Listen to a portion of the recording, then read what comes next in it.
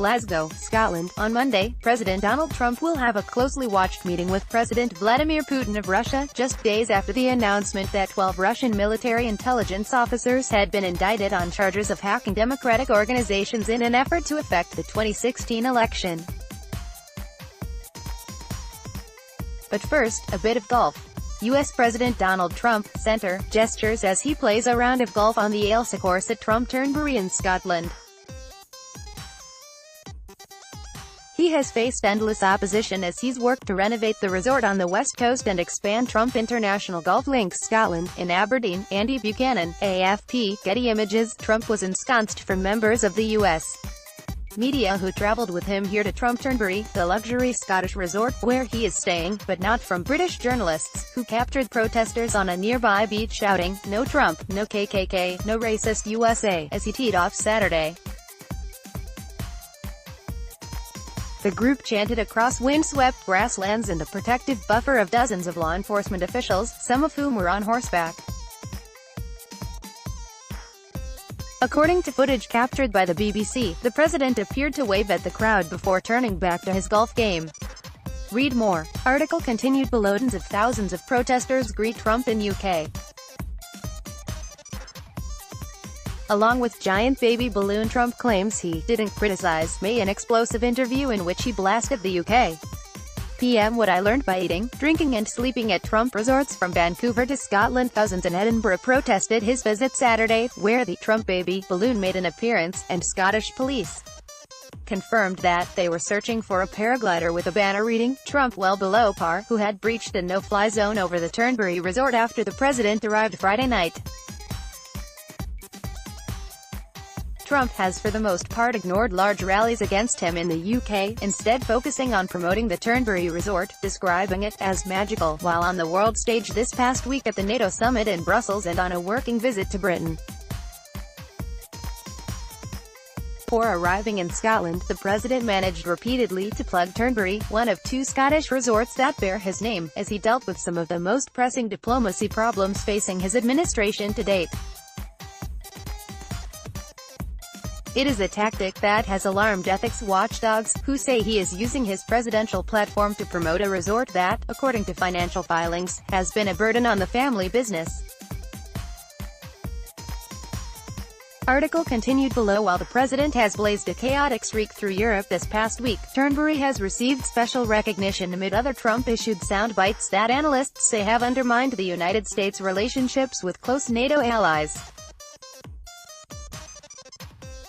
At a hastily arranged news conference in Brussels, when asked to discuss his message for Britain on its exit from the European Union, Trump said he had none, a thought he would later undermine in stunning fashion in an interview splashed on the cover of the British tabloid The Sun.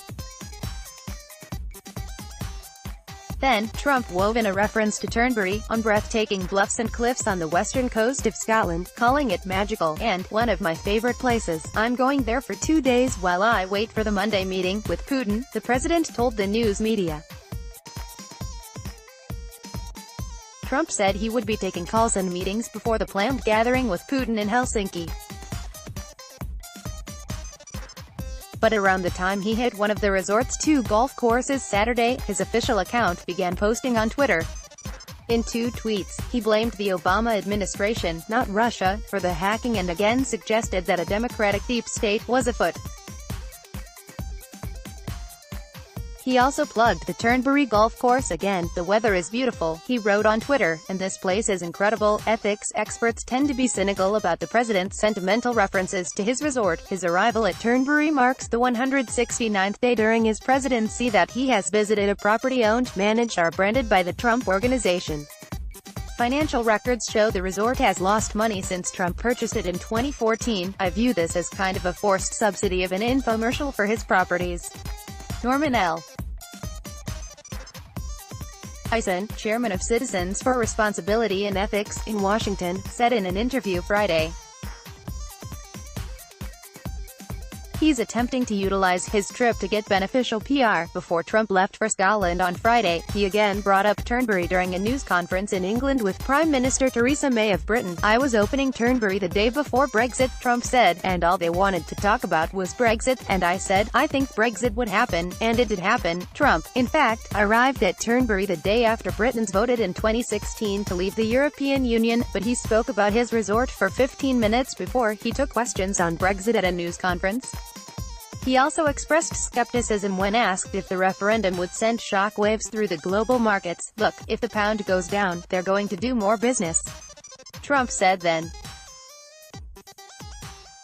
"When the pound goes down, more people are coming to Turnberry." Frankly, although Trump has claimed to have spent at least £200 million, about $264 million US, on Turnberry to buy and renovate it since 2014, a figure that has not been verified independently, the course has yet to turn a profit. In fact, the Turnberry operation has lost tens of millions of pounds since he purchased it. Filings in Britain show about £17 million in 2016, the last year for which such comprehensive records are available.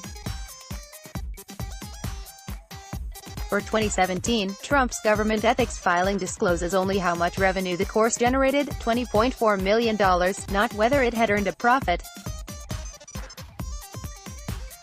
Trump's stopovers at Trump-owned resorts can cost U.S.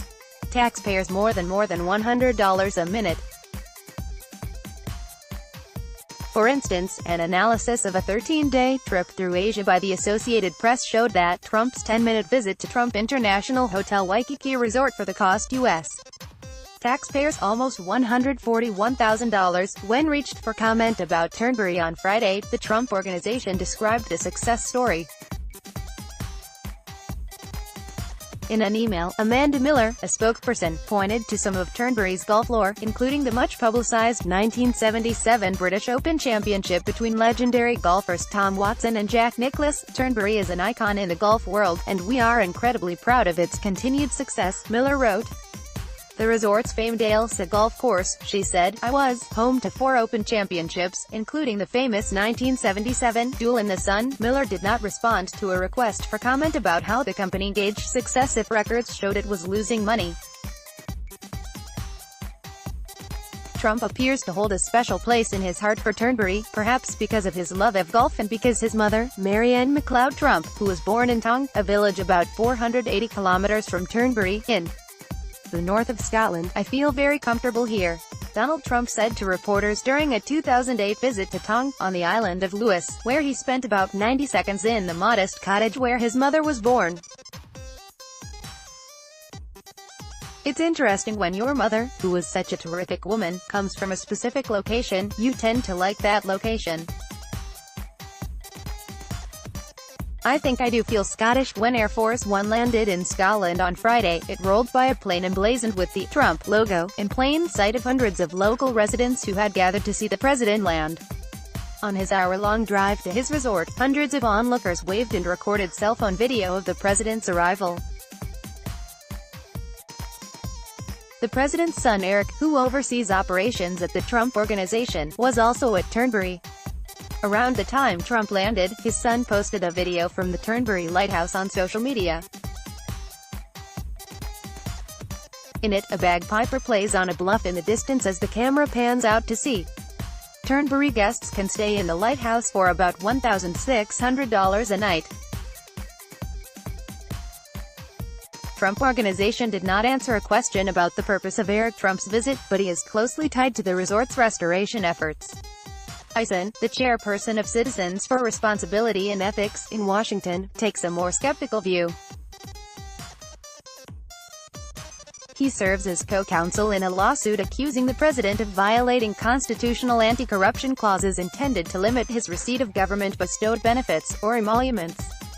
He sees the Trump family's efforts this past week as part of a broader and problematic effort to use the presidency to gin up interest in the property through this trip to Turnberry. Eisen said, "The president is forcing his foreign hosts and the United States to spend enormous amounts of money so that he can get free advertising for his resort. He's the master of earned media." Eisen added,